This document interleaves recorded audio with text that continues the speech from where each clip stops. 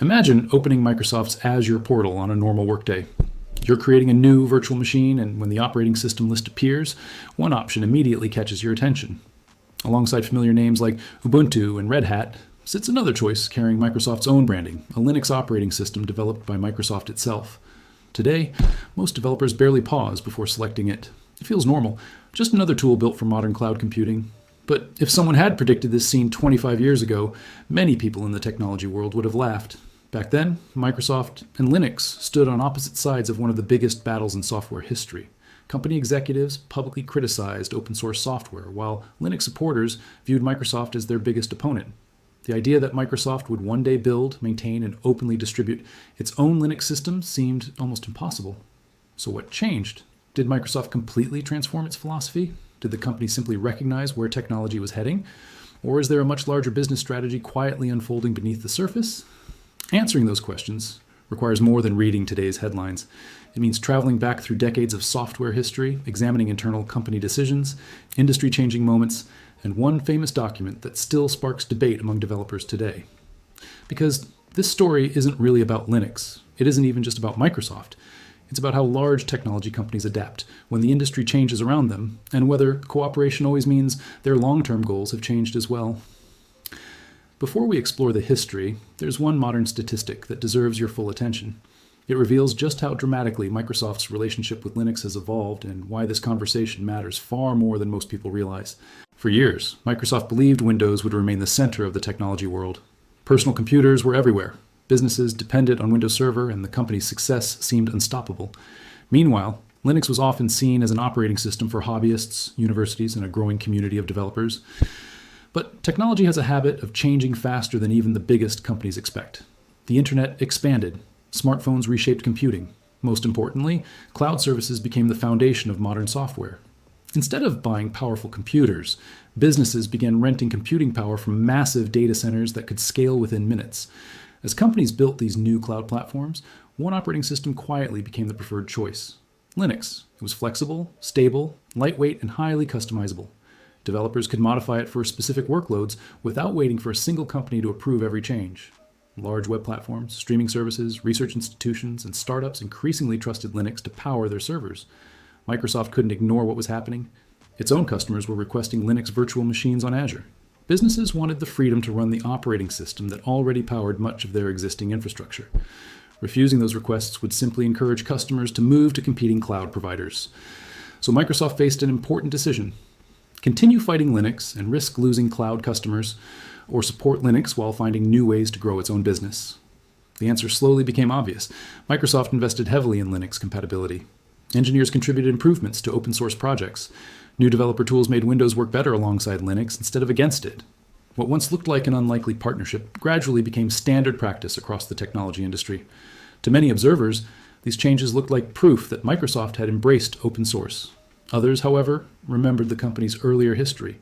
They believed there was another side to this transformation, one rooted in documents written decades earlier that described a very different long-term strategy. That history begins with a confidential memo that was never meant to leave Microsoft's walls. To understand why some engineers remain cautious today, you have to go back to the late 1990s. The internet was expanding rapidly and open-source software was gaining momentum. Linux was improving every year, attracting developers from around the world. Inside Microsoft, not everyone believed this growing movement could be ignored. One internal report warned company leaders that open source development represented a serious competitive challenge. Unlike traditional software companies, thousands of independent programmers could improve Linux together without relying on a single corporation. That report wasn't intended for the public. It was written for Microsoft's leadership as an internal strategy discussion.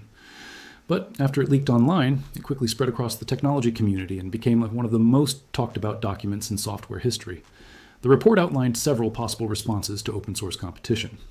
One strategy described a simple pattern: first support an open technology, then build additional features around it, and eventually encourage customers to rely more on your own version than the original. Whether that strategy was ever meant to become permanent company policy has remained a topic of debate for decades. Some people see it as nothing more than a planning document created during a highly competitive era. Others believe it revealed how Microsoft approached major industry shifts at the time. Either way, the leak permanently changed how many developers viewed Microsoft's relationship with open source software. Every major announcement involving Linux would now be examined through the lens of that document. Years passed. Leadership changed. The software industry transformed. Microsoft began contributing code to open source projects, supporting developers and publicly promoting Linux in ways that would have seemed impossible years earlier. Yet for many longtime engineers, the old questions never completely disappeared. When Microsoft introduced its own Linux distribution for cloud customers, some people celebrated another milestone in the company's evolution. Others quietly wondered whether history might still have something to teach. And to understand why those questions continue today, we first need to look at how Microsoft gradually became one of the largest contributors to the very ecosystem it once competed against. Over the next decade, Microsoft's actions began speaking louder than its old reputation. Instead of treating Linux as an outsider, the company started working alongside the open source community. Developers noticed new engineering contributions appearing in public repositories. Microsoft engineers were fixing bugs, improving performance, and helping maintain projects that thousands of organizations depended on every day. Then came another major shift. Microsoft introduced tools that allowed developers to use Linux commands directly inside Windows. Suddenly, programmers no longer needed two separate computers or complicated virtual machines just to work across different environments. Windows became a friendlier place for developers who preferred open source tools. The changes didn't stop there. Microsoft joined organizations that supported Linux development and invested billions of dollars into platforms used by software teams around the world. These moves weren't temporary marketing campaigns. They represented long-term investments that signaled a very different direction from the company's earlier years. As cloud computing continued to grow, Linux quietly became the operating system behind a huge portion of modern internet infrastructure. Recognizing that reality, Microsoft introduced its own Linux distribution designed specifically for Azure customers. The goal was straightforward: provide an operating system optimized for Microsoft's cloud, while remaining compatible with many of the open technologies developers already trusted. For businesses, the advantages were obvious. A system built specifically for Azure could offer better performance, stronger security, simplified updates, and tighter integration with Microsoft's cloud services.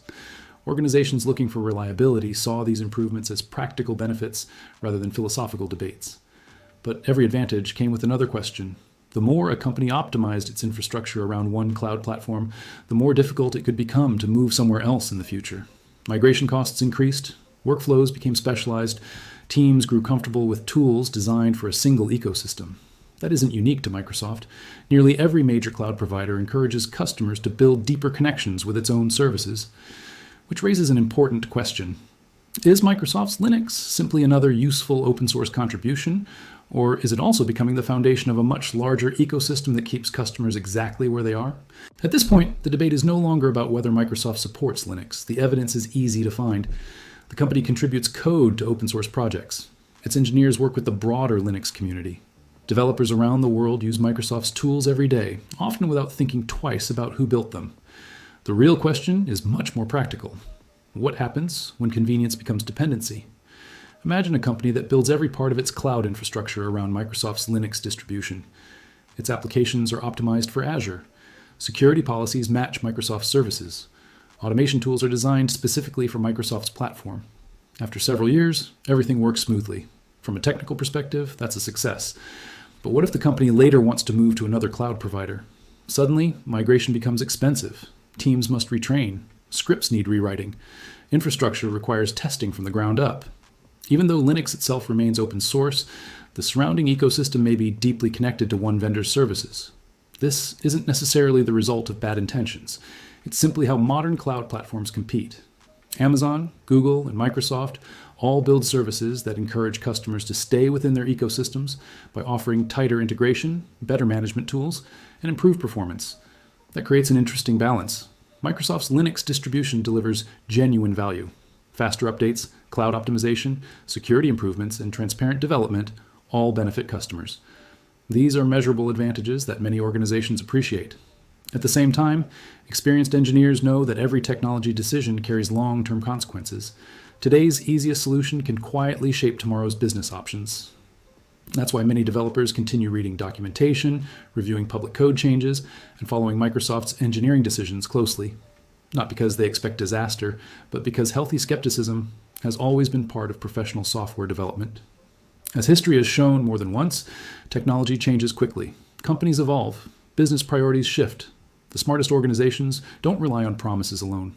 They watch actions over time, compare those actions with long-term goals, and make decisions based on evidence rather than headlines.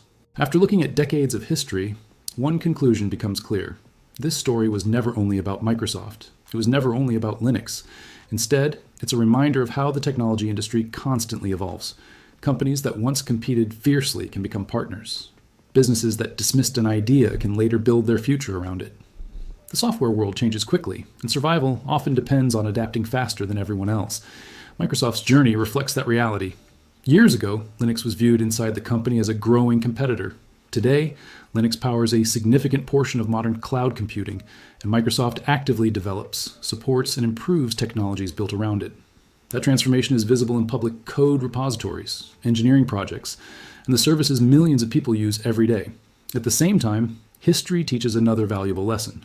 Open source software succeeds because no single company owns its future. Developers around the world review code, improve security, fix problems, and challenge decisions in public. That transparency creates trust, but only when the community continues paying attention. Whether Microsoft's long-term involvement strengthens Linux or gradually increases dependence on its own ecosystem isn't a question that can be answered today. The answer will be revealed over time.